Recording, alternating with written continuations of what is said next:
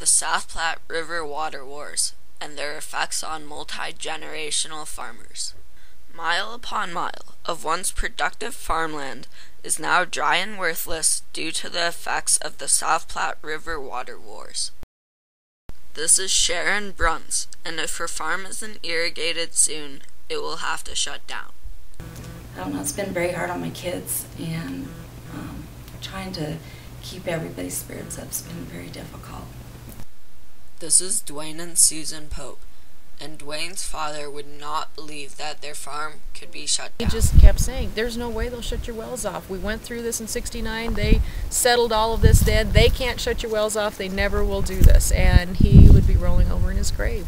This is Tim Buchanan, the main lawyer that shut these family farms down. Well, I would say that it's fundamentally unjust for people to steal water from other people. And that is what has happened for a long time. As you can see, there's a huge conflict between the groundwater users and the surface water users. The groundwater users, who are mostly farmers who draw water from wells deep in the ground. Many of these farmers have been using their wells for over 50 years. On the other side of the conflict, the surface water users, who are mostly cities who take water directly from the river. These cities thought that the farmers were affecting their water rights, so they used the courts to shut them down, even though it meant that they would go bankrupt. Here's a brief history of the South Platte River Water Wars. In 1886, E.F. Hurdle dug the first steam-powered well. In 1893, the first water right court case occurred between McClellan and Hurdle because McClellan thought Hurdle was negatively affecting his surface water rights. By 1930, 300 other high-capacity wells were created. Prior to 1957, farmers didn't need a permit to drill a well, but in 1957, the Colorado groundwater law was put into place, which required a permit from the state engineer to drill a well. In 1968, the Colorado legislature created a study that revealed that wells were damaging surface water rights. In 1969, the Water Right Determination and Administration Act made it necessary to augment 5% of their total water usage back into the river.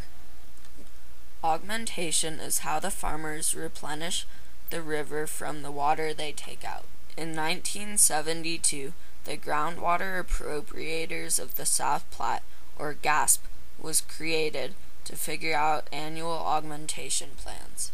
In 2001, the state engineer's power to approve augmentation plans was given to the state water courts. In 2001, Colorado had its worst drought ever, so senior water rights started to call for their water. The prior appropriation doctrine is an important concept in understanding water law. And so they developed what they call mining codes. And those codes set up the rules for how the water was going to be allocated. And the rule that developed was the first guy who put the diversion in, diverted the water and applied it to some beneficial use, had the first and prior right to as much water as they wanted. That system was then adopted by the agricultural community when they stopped doing as much mining and put in agricultural ditches and facilities across the state. And that became the law of the state before the Constitution was adopted in the state, and it became known as the prior appropriation doctrine. If you really want a reliable, good supply, meaning you're going to get water pretty much whenever you want it, you have to have a water right that is dated the late 1800s and very early in the 1900s. Wells weren't able to be constructed and weren't available for high capacity production until basically the 1920s. So all of the well water rights are very junior to the senior surface water rights. This is City Council member Ken Wilson. He believes that the citizens of Boulder, the people he represents, would support Boulder's court actions to shut these farmers down. I think they should, and if they knew all of the issues, they would. I went to downtown Boulder and asked 30 citizens of Boulder if they knew anything about Boulder's court actions. All of them replied that they hadn't heard a single thing about this.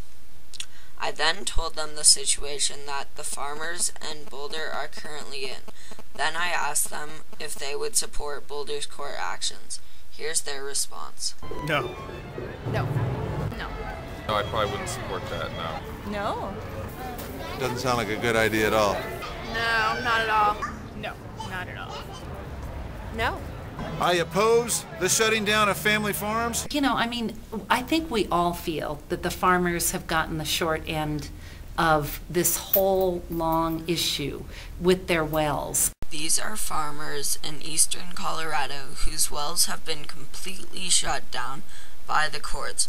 They are now facing bankruptcy and the loss of their farms. What has been the low point for your family? I don't know, the lowest point was when I think they told me that our wells would never run again, and it just like hit you in the face with a 2x4. Last year, 2006,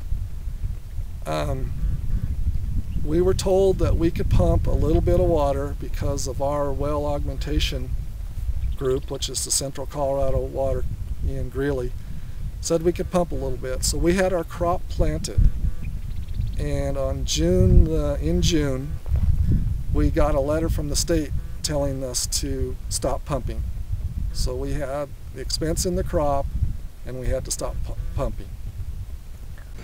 And I think the hardest part is the stress on us. It's been very difficult for just our family, just between us, because this is what we do together. We don't have another source of income.